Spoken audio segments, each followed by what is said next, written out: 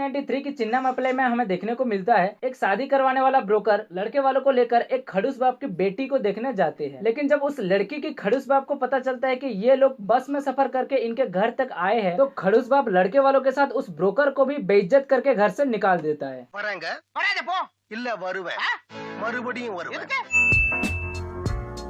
कैसे आना हुआ? पता चला आपकी बेटी शादी के लायक हो गई है, इसलिए लड़के को साथ लेकर आया। तो लड़की को बुलाओ। आप अपने शहर से लेकर यहाँ तक किस चीज में सफर करके आए हैं? बस में। बस में? मैं तुमको बताऊं मुझे किस किस्म का दामाद चाहिए जो दौलत में, जायदाद में, हैसियत में मुझसे 40 गुना कम से कम बड़ा हो। हाँ तो जाओ। तुम क्या हरे हुए लीडर के चमचे की तरह गर्दन लटका के बैठे? चलो डोबा निकलो। चलो। जा रहा हूँ लेकिन आऊंगा जब।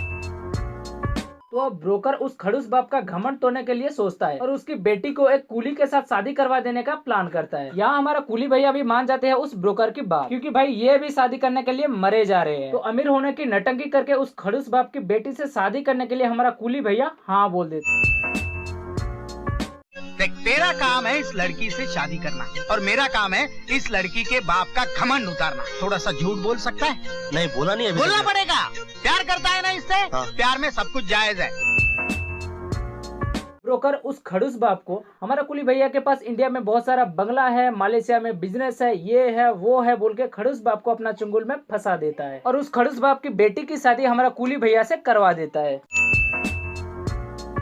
दादी हमारे गाँव में सिंगापुर से तुअर साहब आए हुए हैं। दादी आपके बदन पे इतने बाल नहीं जितने उसके पास 100 से नौत है। जी दादी मैं तो कहता हूँ कि उसे अपने दर्द का दामाद बना लेते हैं। तो बहुत बड़ा आदमी, बहुत रईस है, इससे तो मैं अपनी बेटी की शादी करा के रहूंगा।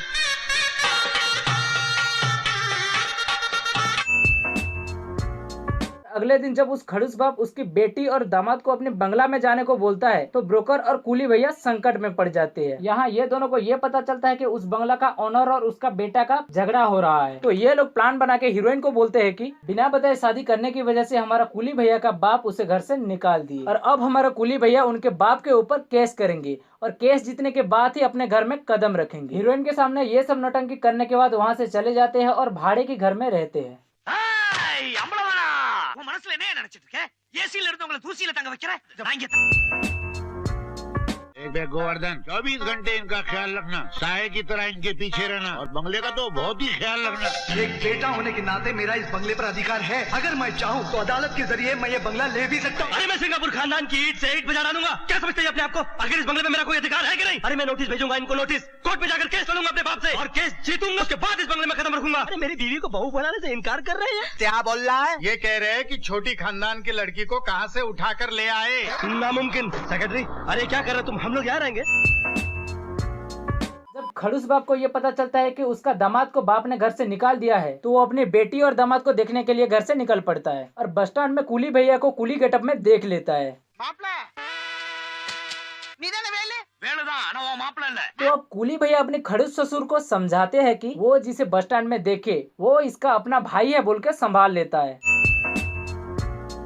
देखा उसके ससुर ने उसके पति को मतलब कुंवर को घर से निकाल दिया। अरे बेटा तू बम्बई क्यों नहीं चला जाता? बाजू बाजू बाजू।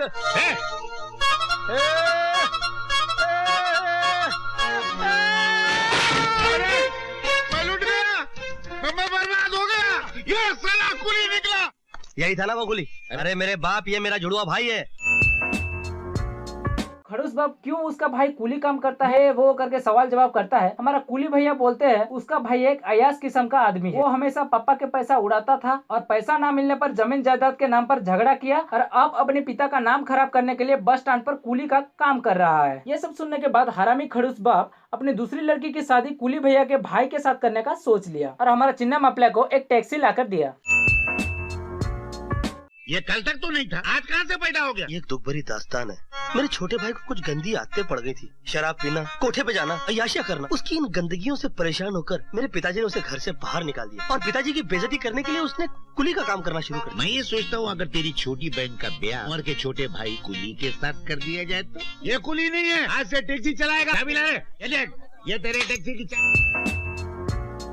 कुली भैया उनका और उनका भाई का डबल रोल कर करके थक चुके हैं, तो वो डबल रोल से छुटकारा पाने के लिए अपनी सेकंड रोल के नाम पर एक लेटर लिखते हैं। मैं ये शादी नहीं कर सकता और मैं यहाँ से बहुत दूर जा रहा हूँ। ये जानकर खड़ूस बाप को झटका लगता है और बाद में पता चलता है कि खड़ूस बाप की छोटी बेटी प्रेग्नेंट है।